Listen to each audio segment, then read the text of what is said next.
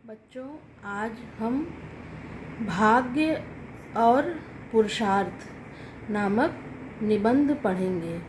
ठीक है, आप लोग भी अपनी किताब को खोल लीजिए और इस निबंध को पढ़िए। ठीक, भाग्य और पुरुषार्थ। भाग्य का मतलब तो आप लोग समझ ही रहे होंगे, है ना। कहते हैं ना कि ये हमारे भाग्य में नहीं था, या हमारे मतलब भाग्य मतलब किस्मत। ठीक है, और पुरुषार्थ का अर्थ है उद्यम।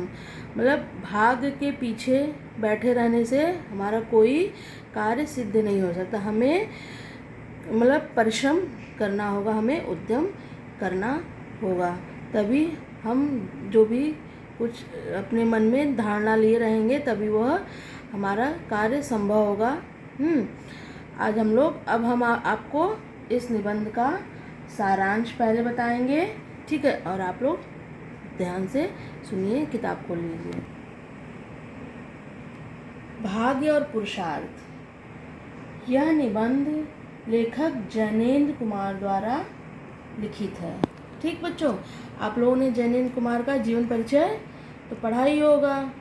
ठीक, इस पाठ में लेखक ने भाग्य और पुरुषार्थ पर अपने मौलिक विचार प्रकट किए हैं।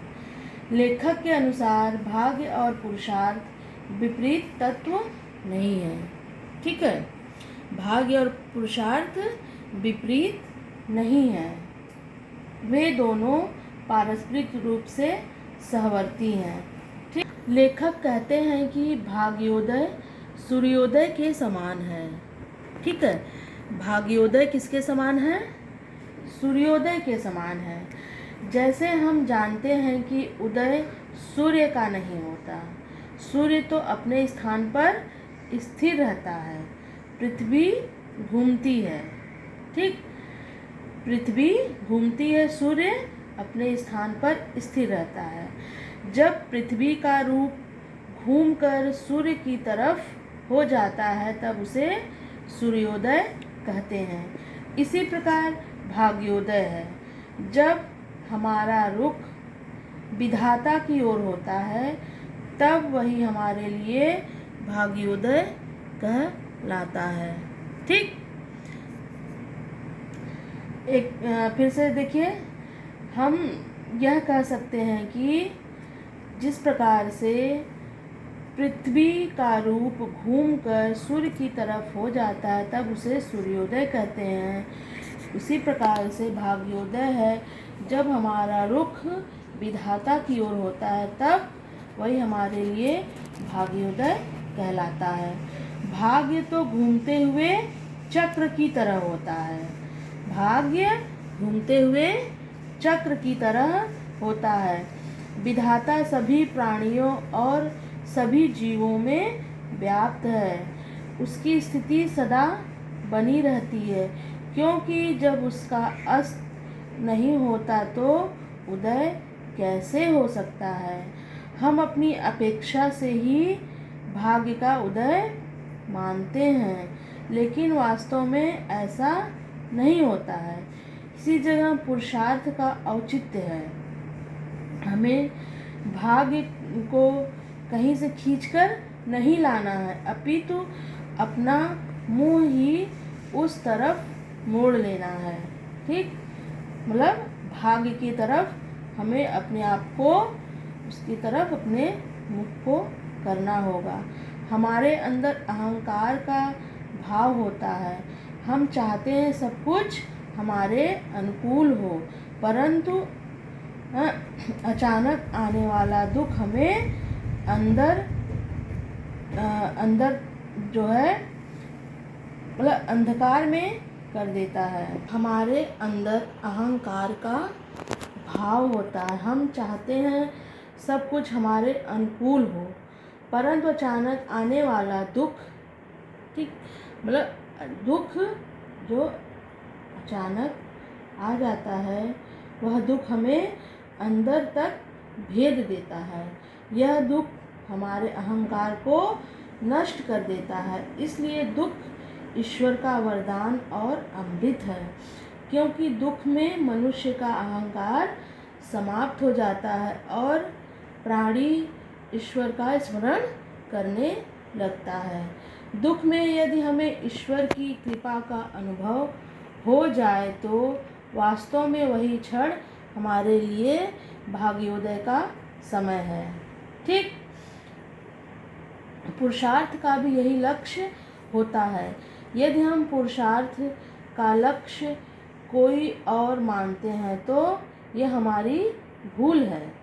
हाँ, लेखक कहते हैं कि अकर्म से तात्पर्य कर्म की अनुपस्थिति या करने योग्य कर्मों के लिए न किए जाने से कदापि नहीं है। इसका आशय यह है कि व्यक्ति कर्म करते हुए अपने मन में यह भावना रखे कि उसने कोई काम किया ही नहीं है, अर्थात वह किसी कार्य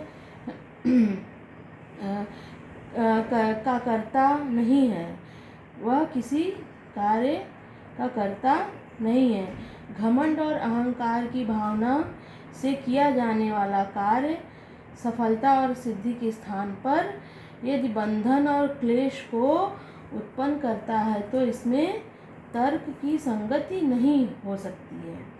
लेखक का कहना है कि पुरुषार्थ का अर्थ स्वयं के लिए शारीरिक श्रम करना ही नहीं है, वरन दूसरे के कार्यों में उनका सहयोग करना भी है। ठीक है, मतलब लेखक यह कहना चाहते हैं कि पुरुषार्थ जो है वह शारीरिक श्रम के साथ ही साथ दूसरे के कार्यों में हमें सहयोग करना भी चाहिए। जब व्यक्ति अहंकार को मानकर कोई कार्य करता है तो उसके मन में सहयोग की भावना होनी चाहिए। दूसरों से सहयोग लेना भाग्य से सहयोग लेना ही है। जब व्यक्ति पुरुषार्थ को भाग्य से अलग कर देता है तथा वह सोचने लगता है कि जो भाग्य में होगा वह तो मिलेगा, फिर पुरुषार्थ की क्या आवश्यकता है। ऐसा व्यक्ति पुरुषार्थ और भाग्य को एक दूसरे से अलग नहीं करता। व्यक्ति पुरुषार्थ और भाग्य को एक दूसरे से अलग नहीं करता, वरन वह पुरुषार्थ को सही अर्थ में समझ ही नहीं पाता है। ठीक, पुरुषार्थ और भाग्य अलग भाव नहीं है, वरन एक दूसरे पर निर्भर हैं। ठीक है, भाग्योदय और भाग्यवाद एक दूसरे से बहुत भिन्न हैं। भाग्योदय के लिए व्यक्ति स्नेह और सहयोग के साथ क्रियाशील रहता है, किंतु भाग्यवादी भाग्य को ही सब कुछ मानते हुए निष्क्रिय हो जाता है। वह भाग्य के अधीन हो जाता है। उसकी यह धारणा जो भाग्य में होगा मिल जाएगा निश्चित रूप से क्षुद्र और संकुचित है। ऐसा व्यक्ति को नहीं करना चाहिए कि हाथ पे हाथ धरे बैठे रहे और कहे कि जो भाग्य में होगा वह मिलेगा। मनुष्य की ऐसी धारणा से पुरुषार्थ की हानि होती है।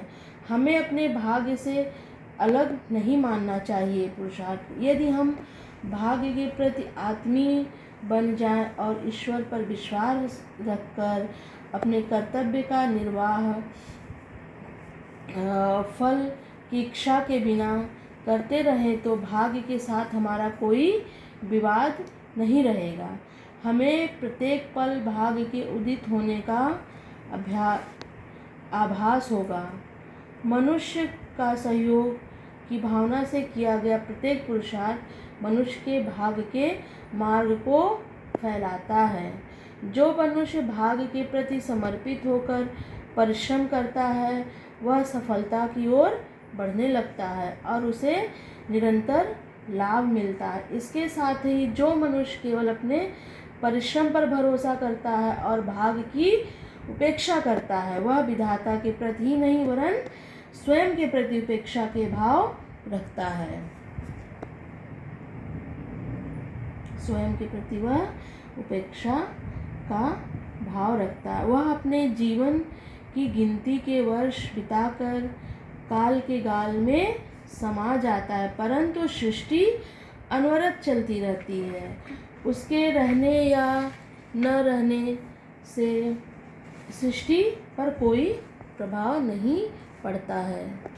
संसार में रहकर भाग्य और सृष्टि को नकारना व्यक्ति की मूर्खता है। भाग्य को विनीत होकर स्वीकार करना ही पुरुषार्थ का परम उद्देश्य है। यदि हम केवल स्वार्थ के वशीभूत ही रहेंगे तो केवल भाग्योदय की प्रतीक्षा ही करते रह जाएंगे, क्योंकि भाग्य तो उदित है ही। मनुष्य का केवल मुख उस तरफ नहीं है। मनुष्य नहीं समझ पाता कि जो उसका वर्तमान है वह उसी भाग्योदय के प्रकाश से चमक रहा है। मनुष्य की अनेक इच्छाएं हैं जो मनुष्य को संसार के कार्यों में लगाए रखती है। इन इच्छाओं की पूर्ति करते कर मनुष्य थक जाता है और स्वयं को इच्छाओं के जाल के मुक्त नहीं कर पाता, मतलब इच्छाओं के जाल से मुक्त नहीं कर पाता है। वह इससे छुटकारा पाने के लिए संसार से दूर जाकर शांति का अनुभव करना चाहता है। इससे ऊबकर झुंझलाहट और छटपटाहट का अनुभव करने लगता है। ऐसी दशा में यदि वह भाग्य के साथ स्वयं को जोड़कर कर्तव्य का पालन करेगा तो निश्चित रूप से उसका भाग्योदय होगा और इस भाग्योदय को ही वह अपने पुरुषार्थ को अपने पुरुषार्थ का अंत मानेगा। मतलब बच्चों, भाग्य और पुरुषार्थ जो है दोनों एक दूसरे से जुड़ी हुई हैं।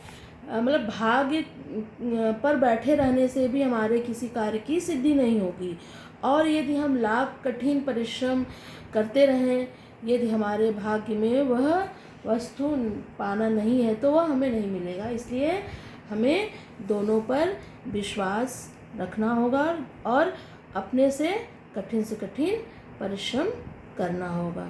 ठीक है, आप लोगों को समझ में आया होगा। एक बार इस निबंध को अच्छे से पढ़ लीजिए, फिर मेरी वीडियो को सुनिए, समझ में आएगा। ठीक है, धन्यवाद।